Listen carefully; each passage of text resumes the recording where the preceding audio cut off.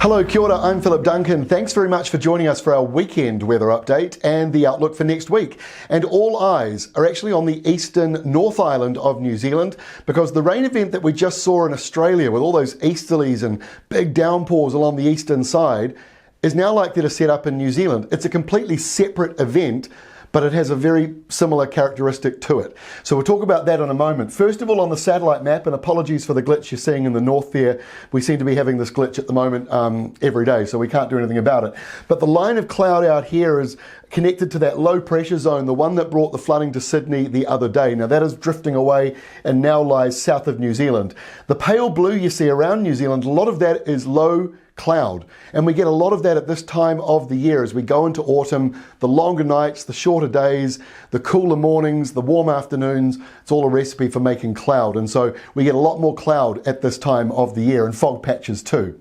On the animated wind map, all eyes are on this low. Now exactly 1 week ago we had Cyclone Eva up here to the north, and just next to it out to the east was what we were calling its twin, which actually ended up being a bigger storm and is the only one still around. Eva's now long gone, the remnants caught up in that low. So this system here is actually drifting in an unusual direction for New Zealand. It is drifting from the southeast up to the northwest. It's not going to go that far, but it's going to drift along to about there, and then it will stall and slide down into the North Island's northeastern corner. That's going to be one to watch next week.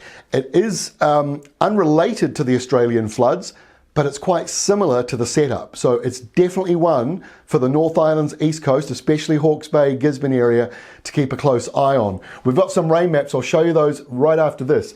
But just before we do that, earth.nullschool.net, they provide these wind maps for us here at Weatherwatch. They allow them to put them on our website, and they don't charge us for that. In fact, they provide this website entirely free. It's the model that we believe in as much as possible. They have taken data from the US government that's free, and they've created this great product from it. I don't know why in New Zealand we don't have open data. We cannot make things like this in New Zealand. Our government prefers to profit off our weather data themselves. So I want you to support this site if you can. We donate money to them as often as possible. If you can, please do. It makes a difference. I know not everybody can do that though, but if you can, please do. Let's take a look at this rainfall coming into the eastern North Island because it could be quite significant. This is the current estimate through to Wednesday this coming week. 100 millimeters in purple, that's what you're seeing in that zone there. So that's quite a lot accumulating up. That on its own is enough to be causing some concern, but it's likely to linger much longer than that. The blue you're seeing all along here, that's the pale blue at the bottom of the scale. So we are not seeing much in the way of rain, unfortunately, for these areas that need it. It's the eastern areas that are likely to be getting the downpours. And look at this, this takes us through till next Sunday, 9 days from now. If this is accurate, we're seeing in this area here up to 200 millimeters of rain. So this is a lot of rain, and it goes all the way down to North Canterbury. So we're going to show you now what the setup is going to look like and why this is a little bit borderline. It's not totally locked in, although very interesting to see Met Service already talking about it. It's a long way out for them to be talking about potential rain events and flood events. So that shows you that their confidence is clearly lifting up at the moment as well. So here is the low on Saturday. It doesn't look like much on the map at this stage, and it isn't. It's quite weak and it's not producing a lot of rain. So it's drifting along slowly this way, westwards towards northern New Zealand. The main feature actually on Saturday is the southerly, which is coming into the South Island with rain, not a huge amount, up to about 30 millimeters. Now we've had a few complaints about the key on this map. We don't make the key. This is a global international standard used by all forecasters. The main complaint we get is that it's blue at the bottom of the scale and blue at the other end of the scale. But it should be fairly straightforward to remember. Heavy rain is dark blue, light rain is light blue. Here's another way of looking at it. Most of the colours on this map are the first 6 colours on the key.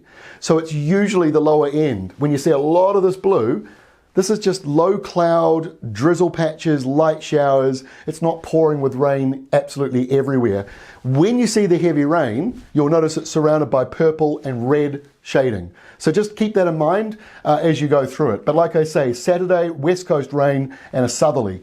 By Sunday, that rain moves into the North Island. It falls apart. So Waikato and Auckland, that needs rain, you won't be getting much. You'll get drizzle, maybe some light rain for a while, but it's moving in with a southeasterly. It's not really the best setup for that. And you can see the low drifting a little bit closer to the North Island as well on Sunday. Now by Monday next week, the low up here starts to get stormy. The center of it's deepening, the isobars are getting more defined, and the rain is getting heavier. You can see out there the red and the purple. That's the beginning of that very heavy rain. So on Monday, it's not too bad. You've got maybe 15 millimeters coming, maybe a little bit more than that, but it's not much at this stage anyway. And the southeasterly flow means that the Hawke's Bay Ranges, the Gisborne Ranges and Central Plateau will keep it dry or mainly dry in Waikato and Auckland. That's the downside because those areas need the rain the most. And as you go through next week, now you're seeing those bigger rainfall totals being pulled down. This low pulling down subtropical air and feeding it into Hawke's Bay. The colours here suggest 60 millimeters coming in just on Tuesday itself. And remember you had like the 15 or 20 millimeters on Monday. And then you go to Wednesday and you see another 60 or maybe 80 millimeters coming up in that area there. So this is a deepening low. It's stalling by the looks of it next week. Now where it stalls is the key part. At the moment, that's where the modelling is picking it to stall, and that's why we're talking about the heavy rain for Hawke's Bay. But there's a very powerful high down here, 1041 hectopascals. That's about as big as it gets at this time of the year, which means if that high expands a little bit, it will push that and the rain back out to sea. If it stays where it is, stays south, then we've got a big rain event coming in next week for the eastern side of the North Island. So there is quite a lot going on next week, worth keeping an eye on. Don't forget you can keep up with the Met Service watches and warnings live now on the Weather Watch website. We've also got for you, if you really need to drill down on rainfall data, go to ruralweather.co.nz. It's got the most rainfall data in New Zealand than any other website, more rainfall data than NIWA and Met Service combined. And on top of that, it's also the most accurate rainfall data in the world. So worth keeping an eye on. It's not totally perfect, but it's more accurate than many others. So it's well worth taking a look at. That's all from me. Please have a great weekend. We'll see you next week.